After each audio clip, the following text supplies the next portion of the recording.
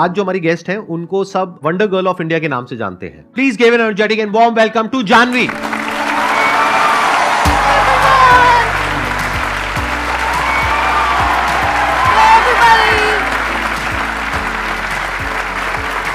So nice to meet you. मैं शुरू करने से पहले एक बात बोलना चाहूंगी। यहाँ पे किसी को पता नहीं है, बट जैसे मैं अलग अलग जगहों पर लोगों को इंस्पायर करती हूँ, तो मेरे पास एक छोटी सी स्टोरी है। 10 साल पहले एक आपका सेमिनार आया था, लाइफ चेंजिंग सेमिनार। तब मैं 9 साल की थी और वो सेमिनार हर जगह बहुत फैला हुआ था। कभी पापा उसे देख रहे हैं, कभी माँ देख रही हैं, कभी मामा देख रहे हैं। तो मुझे हर किसी के फ़ोन पर वो सेमिनार दिखता था, Sandeep Maheshwari must watch life changing seminar. अब उसमें इतने एनर्जेटिकली बोलते हैं। मैंने उस सेमिनार को काफ़ी बारी सुना। वो 2 घंटे का सेमिनार होता था और 1 महीने तक मैंने कॉन्टिन्यूसली वो 2 घंटे तक सुना। And I used to listen to it. और फिर वहाँ से मुझे सिर्फ इंस्पिरेशन नहीं मिली, मुझे लोगों को उसी तरीके से इंस्पायर करने की इंस्पिरेशन मिली कि I have to do the same thing. So thank you very much for that. Thank you very much.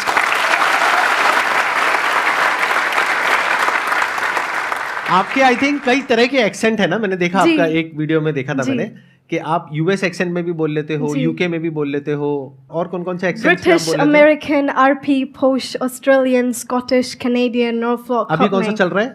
अभी के लिए कोई सा नहीं, अभी ये न्यूट्रल है। अभी नॉर्मल है। हाँ।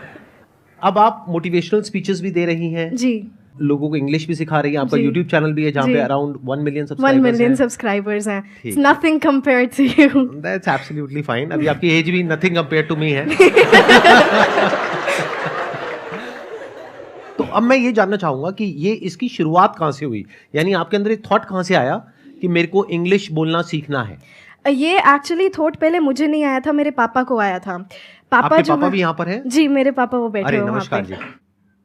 उन्हें ऐसा लगता था उस टाइम पे, आई वॉज बोर्न इन 2003। तो जब आप इंग्लिश बोलते हैं, खासकर हमारी कंट्री में, अब तो ऐसा नहीं है, पहले आपको एक अलग से एज मिलती थी कि अच्छा इंग्लिश बोलता है, यू मस्ट बी इंटेलिजेंट, उस तरीके की एज मिलती थी। तो वहाँ से फिर पापा को लगा अपने बच्चों को इंग्लिश सिखानी है। अब घर में सब हरियाणवी बोलते हैं, कोई बोलने वाला था नहीं। तो पापा को जितनी थोड़ी बहुत आती थी, घर पे चीज़ें होती थी, गांव वाले घर में जो चीज़ें होती हैं, हल्दी, नमक, चिमटा, फूकनी, ऐसी ऐसी जो चीज़ें होती हैं गांव में, तो वो सभी मुझे इंग्लिश में बताने लगे वो। पर इंग्लिश में वो फ्लुएंसी नहीं आई, क्योंकि फ्लुएंसी आसपास किसी में थी नहीं। तो उस इंग्लिश की फ्लुएंसी लाने के लिए मेरे को पापा रेड फोर्ट और इंडिया गेट लेके जाते थे संडे को। हर संडे मैं और पापा हरियाणा से निकलते थे, we used to come to Delhi. तो वहाँ पे वो फॉरेनर्स होते थे, तो मैं उनसे बात करती थी कि excuse me, can I please have 30 seconds of yours. तो वो मुझसे बात करते थे, तब उनका एक्सेंट सुनती थी मैं कि इनका एक्सेंट बड़ी अलग चीज़ है। वो एक क्यूरियोसिटी आई कि पापा ये ऐसे क्यों बोलते हैं, ये अपना टी क्यों खा गया यहाँ पे, ये आर को ऐसे अपना why is rolling his tongue, ऐसा क्यों है? तो पापा से जैसा अपना हरियाणवी डायलेक्ट है, ये उनका डायलेक्ट है। हालांकि वो एक्सेंट था, पर उस टाइम यही लगता था ये उनका डायलेक्ट है। फिर उसके बाद हमने बीबीसी देखनी शुरू करी। तो मैं बीबीसी से एक्सेंट का पता लगेगा कैसे बोलते हैं, तो मैंने प्रैक्टिस करी। तो बीबीसी न्यूज़ और CNN न्यूज़ दोनों मैं इकट्ठी सुनती थी, एक पे ब्रिटिश एक्सेंट, एक पे American accent. Then I used to mimic the whole news, जो उनका एक्सेंट होता था। तो वहाँ से लगा अब इसमें फ्लुएंसी चाहिए, इसमें भी मास्टरी चाहिए। फिर उस मास्टरी के लिए I used to watch YouTube videos, I used to read phonetic transcription of different accents, and that's how I learn 9 different accents today. क्या बात है। तो अब आप लोगों के माइंड में कुछ क्वेश्चंस आ रहे होंगे इनसे रिलेटेड, जो भी आप लोगों के माइंड में आ रहे हैं आप पूछ सकते हैं। जानवी मैम, पहले क्वेश्चन आपसे है कि मतलब अभी जो मैं तैयारी कर रहा हूँ, नीट का तैयारी कर रहा हूँ, तो इंग्लिश सीखने के लिए उतना टाइम नहीं मिलता है कि मतलब पढ़ाई छोड़ के अगर मैं इस चीज़ पे ध्यान दूँ उतना, तो उस पढ़ाई पे फिर मेरा वो चला जाता है, मतलब कम आने लगता है मार्क्स वगैरह वगैरह। तो ये कॉन्फिडेंस लाने के लिए कि जैसे आगे अगर नीट अगर पास हुआ तो फिर MBBS की सीट में, एंड वहाँ तो इंग्लिश काफ़ी सारा नेसेसरी है, तो उस चीज़ को कैसे मतलब बिल्डअप करूँ कि मैं हाँ मुझे अब आ गया कि मैं अब जाके वहाँ पे जाके ये नहीं होगा, हेजिटेशन मुझे नहीं होगी बोलने के लिए, तो इस चीज़ को मैं कैसे बिल्डअप करूँ? सबसे पहले तो इंग्लिश के लिए आपको अलग से टाइम निकालने की कोई ज़रूरत नहीं है, because English is a language. So please let's start treating it like a language instead of treating it like a subject. First of all let's remember this. दूसरी बात, ये जो हेजिटेशन आती है ना आपके अंदर, ये इसलिए आती है क्योंकि हमने इंग्लिश को एक बहुत बड़ी चीज़ बना देते हैं हम कि अरे इसको इंग्लिश आती है, इंटेलिजेंट होगा, तो हमें इसलिए लगता है कि वहाँ पे हेजिटेशन है। तो no, English is just a language. एक लैंग्वेज को सीखने के लिए आप सबसे पहले क्या करते हैं? आपने हिंदी को सीखने के लिए क्या किया? अब यहाँ पर सारे बोलेंगे कि ये तो हमारे एनवायरनमेंट में था। तो अब हमारे एनवायरनमेंट में इंग्लिश नहीं है, पर हम अपने इनर एनवायरनमेंट में, आप सोशल मीडिया चलाते हैं, यस तो सोशल मीडिया पे हम काफ़ी सारे रील्स देखते हैं, काफ़ी सारे पेजेस को फॉलो करते हैं. So start watching all of those in English. शुरू में आपको दिक्कतें आएंगी समझने में कि ये क्या बोल के चला गया, but if you gonna encounter those things again and again. Hindi कैसे सीखी हमने? हम उन चीज़ों को बार बार सुनते रहे, हमें वो चीज़ें पता लगने लगी कि किस सिचुएशन में हम कौन सा वर्ड यूज़ कर रहे हैं, किस सिचुएशन में हम कैसा सेंटेंस यूज़ कर रहे हैं. तो इसी तरीके से आपको इंग्लिश सीखना है. तो स्पीकिंग के लिए you have to listen more and more. So जब आप बोल रहे हैं सोने से पहले गिव योर सेल्फ 10 मिनट्स और आप पूरे दिन का एक रिकैप लीजिए. Okay, I woke up at this time, then I did this, I took a bath, I had my breakfast. तो ये छोटी छोटी चीज़ें. So start with small sentences first, then big paragraphs.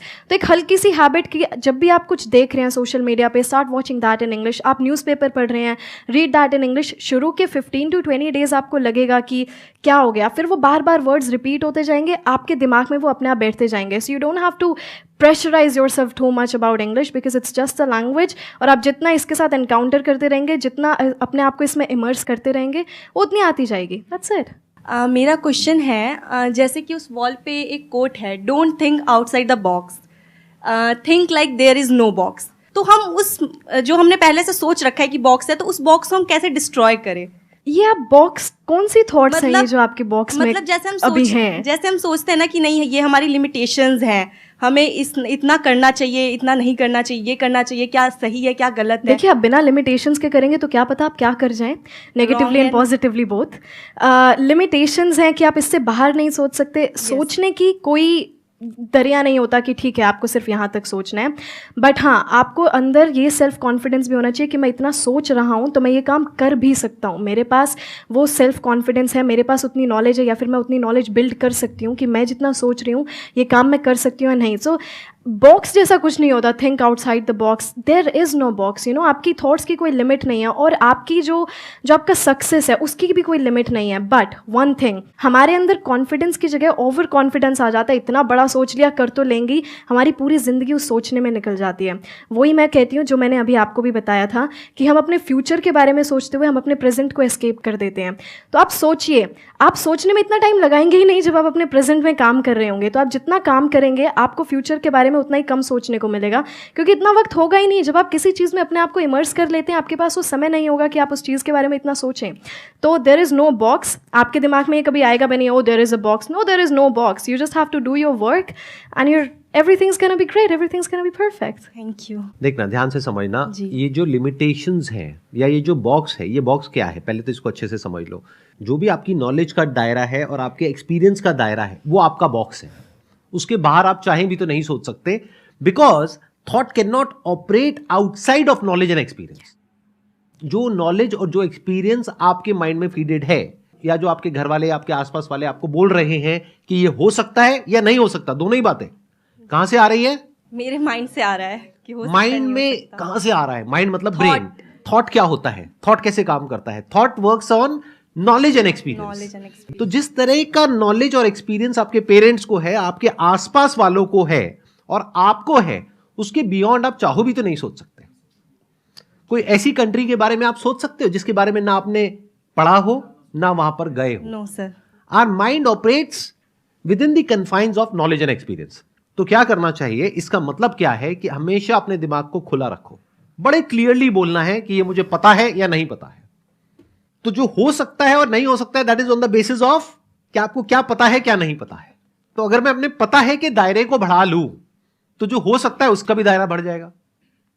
जैसे आज मेरे लिए जो पॉसिबिलिटीज है, या जहां तक मेरा माइंड सोच सकता है, क्या आपका सोच सकता है? नहीं. आप कह रहे हो नहीं, क्यों? वजह बताओ क्यों? नॉलेज. बट नॉलेज कौन सी नॉलेज? बुक्स में जो नॉलेज होती है, स्कूल कॉलेज में होती है, वो knowledge? Practical knowledge. Number 1 is practical knowledge and experience.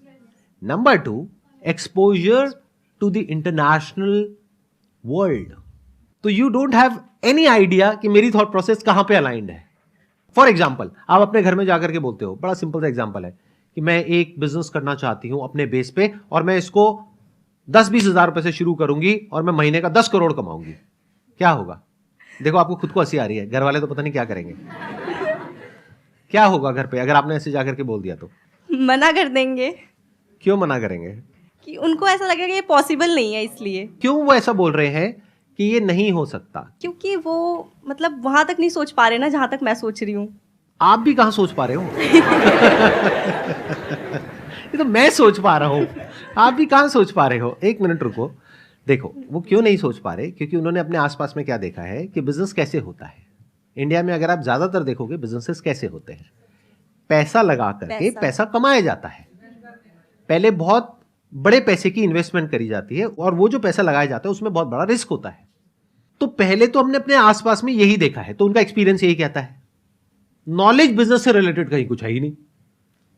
School में कॉलेज में थोड़ा बहुत बिजनेस स्टडीज पढ़ लिया, वो बिजनेस थोड़ी ना होता है। स्टार्टअप क्या